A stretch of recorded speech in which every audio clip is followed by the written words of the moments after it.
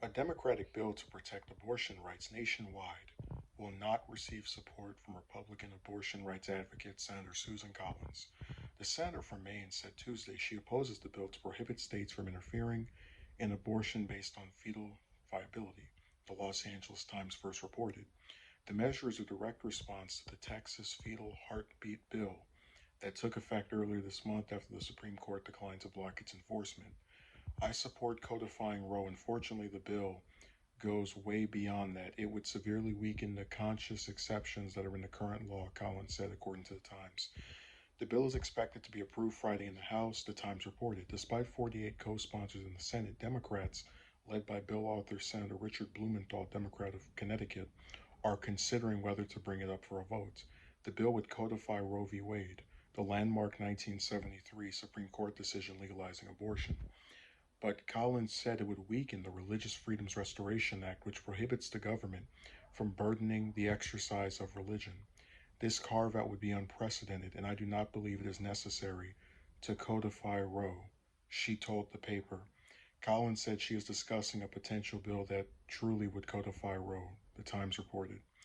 So there is this misconception, and I mainly am doing this story because I saw a lot of backlash towards Colin on Twitter, which is nothing new. Anytime this lady opens her mouth about anything, you have people who, you know, get upset with her. But I think a lot of pro choice people seem to not remember that it's a more nuanced position than, oh, I support this in any circumstance whatsoever. You have a lot of people who think someone should have the right to do it up until second trimester, third trimester.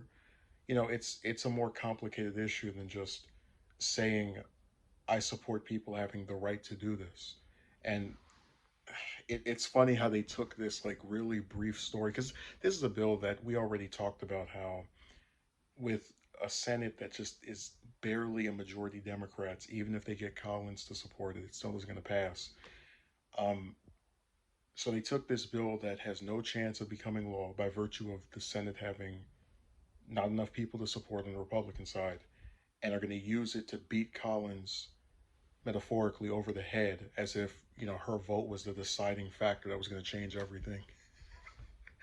And it's funny that I could picture in a hypothetical, right? Let's say she came out and supported the bill, and then, she's the only Republican vote, and all the Democrats vote for it too. And it's 51 votes to the 49, Republican votes that decline. I would be willing to bet everything that you would see her then get criticized for Republicans for supporting, the murder of babies as they like to frame it. So it's just another example with this story of her really not being able to win no matter what position she takes. And it was even more comedic when people tried to get upset with her about Kavanaugh because they can never let that die.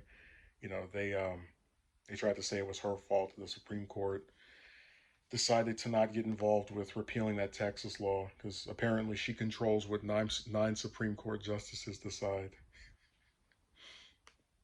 I'm telling you, she is really the whipping person for any issue that just has like slim majorities.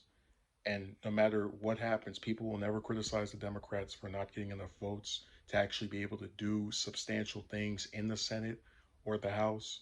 They will always get upset with the one, two, three Republicans that show a little bit of open mindedness about this stuff.